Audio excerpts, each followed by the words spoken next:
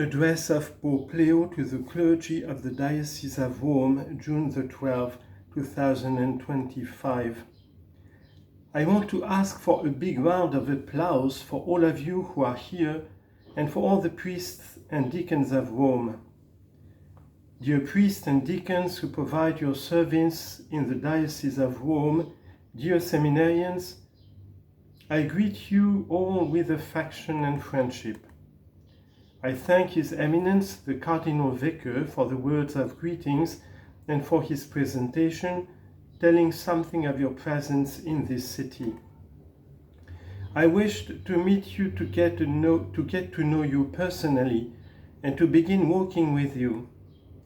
I thank you for your life given in the service of the kingdom, for your daily labors, for your great generosity in the exercise of your ministry, for everything you live in silence, and that is at times accompanied by suffering or misunderstanding. You carry out different services, but you are all precious in the eyes of God and in the fulfillment of His plan. The Diocese of Rome presides in charity and communion and can fulfill this mission thanks to each one of you in the bond of grace with the bishop and in the fruitful responsibility of all God's people. Ours is a truly particular diocese because many priests from various parts of the world, especially in order to study, and this implies that pastoral care too, I am thinking above all of the parishers, is marked by this universality and the mutual acceptance it entails. Starting precisely from this universal outlook that Rome offers, I would like to share cordially with you a few reflections. The first note that is particularly close to my heart is that of unity and communion.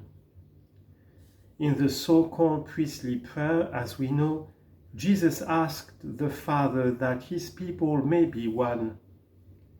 The Lord knows well that only by being joined to Him and united among ourselves can we bear fruit and give credible witness to the world. Presbyteral communion here in Rome is favored by the fact that, by ancient tradition, it is customary to live together in rectories as well as in colleges or other residences. The presbyter is called to be the man of communion because he is the first to live it and continually nurtures it. We know that this communion today is hindered by a cultural climate that favors isolation and self-absorption. None of us is exempt from these pitfalls that threaten the solidity of our spiritual life and the strength of our ministry. But we must be vigilant because, in addition to the cultural context, communion and fraternity among us also encounter some obstacles that are, so to speak, internal, which relate to the ecclesial life of the diocese, interpersonal relationships, and also what resides in the heart, especially that feeling of weariness that arises because we have experienced particular hardships, because we do not feel we are understood and heard, or for other reasons. I would like to help you, to walk with you, so that each person may regain serenity in his own ministry. But it is precisely for this reason that I ask you for zeal in priestly fraternity, which has its roots in a solid spiritual life, in the encounter with the Lord, and in listening to His word. Nourished by this lymph, we are able to have relationships of friendship, outdoing one another in respect. We feel the need for others in order to grow and to foster the same ecclesial drive. Communion should also be translated into commitment in this diocese, with diverse charisms, with different paths of formation, and even with different services. But the effort to sustain it must be one. I ask all of you to pay attention to the pastoral journey of this church, which is local, but because of who leads it, is also universal. Working together is always a guarantee of fidelity to the gospel, together and in harmony, striving to enrich the church with one's own charism, but having at heart the single body of which Christ is the head. The second note I want to give you is that of exemplarity. On the occasion of the priestly ordinations on May the 21st last, in the homily I recall the importance of the transparency of life on the basis of the words of St. Paul, who said to the elders of Ephesus, "You yourselves know how I lived among you." Acts chapter 20, verse 18. I ask you with the heart of a father and a pastor, let us all undertake to be credible and exemplary priests. We are aware of the limits of our nature, and the Lord knows us in depth.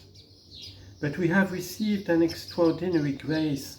We have been entrusted with a precious treasure of which we are the ministers, the servants.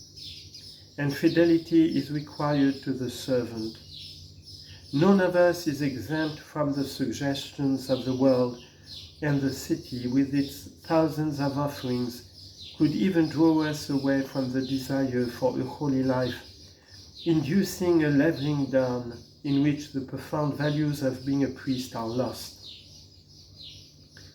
Let yourselves be drawn once again by the call of the Master, to feel and live the love of the first hour, that which drove you to make important choices and courageous sacrifices.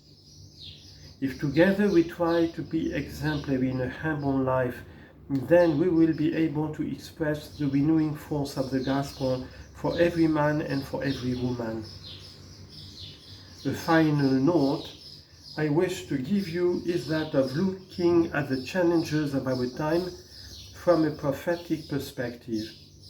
We are concerned and saddened by everything that happens every day in the world. We are hurt by the violence that generates death. We are challenged by inequalities, poverty, many forms of social marginalization, the widespread suffering that assumes the features of an unease that no longer spares anyone. And these are not distant realities, far from us, but rather they affect even our city of Rome, marked by multiple forms of poverty and grave emergencies such as the issue of housing. A city in which, as Pope Francis remarked, the great beauty and charm of art must also be matched by simple decorum and the normal functioning of places and situations in ordinary everyday life. Because a city that is more livable for its citizens is also more welcoming to everyone. The Lord wanted us in this time filled with challenges that at times seem to exceed our strength. We are called to embrace these challenges, to interpret them evangelically, to experience them as opportunities to bear witness. Let us not flee from them. Pastoral commitment, like that of study, become for us a school to learn how to build the kingdom of God in today's complex and challenging history. In recent times, we have had the example of holy priests who have been able to combine a passion for history with the proclamation of the gospel, such as Don Primo Mazzolari and Don Lorenzo Milani, prophets of peace and justice. And here in Rome, we have had Don Luigi di Liegro, who, faced with so much poverty, devoted his life to seeking ways of justice and human advancement. Let us draw on the strength of these examples to continue sowing seeds of holiness in our city. Dear friends, I assure you of my closeness, my affection, and my readiness to walk with you. Let us entrust our priestly life to the Lord, and let us ask Him to be able to grow in unity, exemplarity, and and in prophetic commitment to serve our time. May we be accompanied by the heartfelt appeal of Saint Augustine, who said, "Love this church, be ye in this holy church, be ye this church. Love the good shepherd, the spouse so fair, who deceiveth no one, who desireth no one to perish." Pray too for the scattered sheep, that they too may come, that they too may acknowledge him, that they too may love him, that there may be one flock and one shepherd. Thank you.